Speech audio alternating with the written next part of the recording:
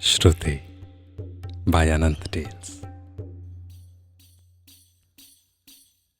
हम आपके लिए लाए हैं संगीत सम्राट की कहानी।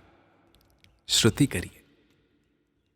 एक रोज वैकुंठ में विष्णु यूं ही गीत गुनगुना रहे थे, पर शायद ही कभी इससे पहले सुरों को, तालों को, रागों को, रागिनियों को इतना खूबसूरत महसूस हुआ होगा। सारे देवी देवता, ऋषि का ऋषि, पशु पक्षी, पेड़ पौधे मोहित हो चुके थे। वक्त मानो थम सा गया था। इसी दौरान भूलोक में किसी विष्णु भक्त के कानों तक भी ये मधुर संगीत पहुंच गया।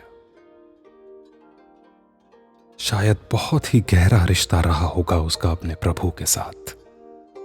गीत सुनते ही उसकी आंखें खुशी से नम हो गई और शरीर सुन्न हो गया।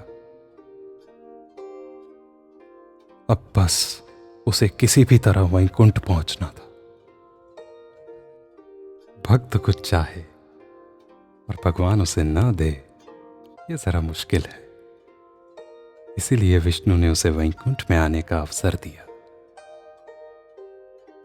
भक्त ने हाथ जोड़कर कहा, हे नारायण, संगीत की शुरुआत आपसे है और अंत भी आपसे ही है।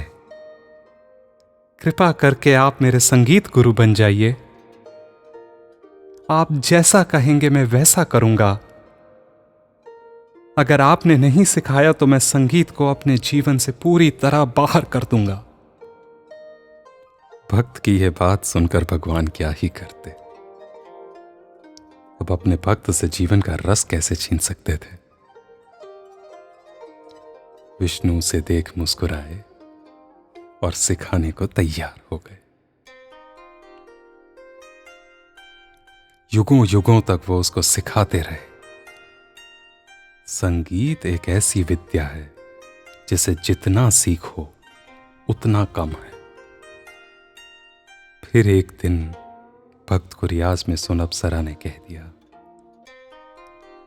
मैंने इससे सुंदर संगीत कभी नहीं सुना। मुझे लगता है तुम ही संगीत सम्राट हो। यह सुनकर भक्त का दिल खुश हो गया और उसके बाद रियाज में उसका दिल ही नहीं लगा। अब वो विष्णु की बताई हर बात सुनता तो था, पर उस पर ध्यान नहीं देता था। कुछ वक्त तो भगवान ये सहते रहे, फिर आखिर पूछ ही लिया, क्या हो गया? तुम इतने बेचैन क्यों हो?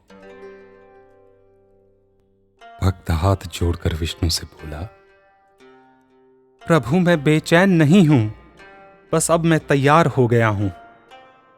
जो बीज आपने बोया था वो पक गया है। सुरों की, तालों की, रागों की, रागिनियों की समझ अब मुझ में पूरी तरह आ गई है। इसलिए अब मैं सीखने से ज्यादा अपनी कला को लोगों तक पहुंचाना चाहता हूं। उनको सुना के उनकी तारीफ सुनना चाहता हूं और थोड़ी लक्ष्मी की महिमा भी चाहता हूं। बस अब आपकी आज्ञा और आपके आशीर्वाद की जरूरत है। विष्णु हंसे और प्यार से बोले,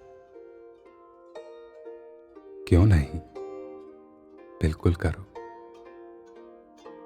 बस जाने से पहले कुछ लोगों से मिलते जाना। तुम्हारे गाने का असर उन पर सबसे ज्यादा हुआ है। भक्त की खुशी का ठिकाना ही नहीं रहा। उसे यकीन ही नहीं हो रहा था अभी से उसके इतने चाहने वाले हैं।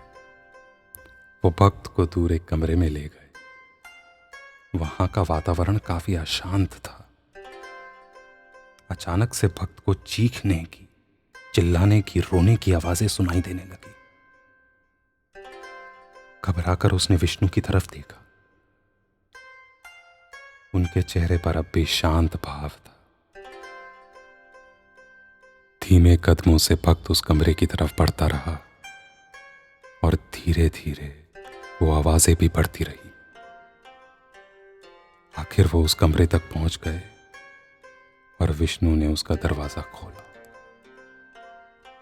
जो नजारा भक्त ने देखा वो काफी भयानक था। कमरा लोगों से खचाखच भरा हुआ था, जिनमें से किसी का हाथ टूटा हुआ था तो किसी का पांव, किसी की गर्दन टेढ़ी थी तो किसी की पीठ। डर के मारे भक्त अपना मुंह फेरना चाहता था, पर उससे पहले उसके मुंह से यह सवाल निकल गया, आप लोग कौन हैं और आपका यह हाल कैसे हुआ? तभी उनमें से एक ने दर्द से तड़पते हुए जवाब दिया, हम सुर, ताल, रागिनी और राग हैं। हमारी ये हालत करने वाला भगवान विष्णु का एक भक्त है। संगीत की उसको जरा समझ नहीं है। जब जब गाता है हम सबको तोड़ के फोड़ के हिला के रख देता है। इतना दर्द हमें आज तक कभी किसी ने नहीं दिया। भक्त समझ गया था कि ये विष्णु का भक्त वही है। शर्म से उसने अपना सर झुका लिया और मायूसी से पूछा, आप लोग ठीक कैसे होंगे? तब उसको जवाब मिला, जब वो ठीक से गाएगा तब। भगवान उसकी राह देख ही रहे थे जब वो नजरें नीची करके कमरे से बाहर आया। आते ही उसने भगवान के आगे हाथ जोड़े और कहा, प्रभु, मैं सीख गया कि अभी कितना कुछ सीखना बाकी है। उसके बाद भक्त रियाज में ऐसा लगा कि सुरों, तालों, रागिनी और रागों के मुंह से आह नहीं, वाह निकला।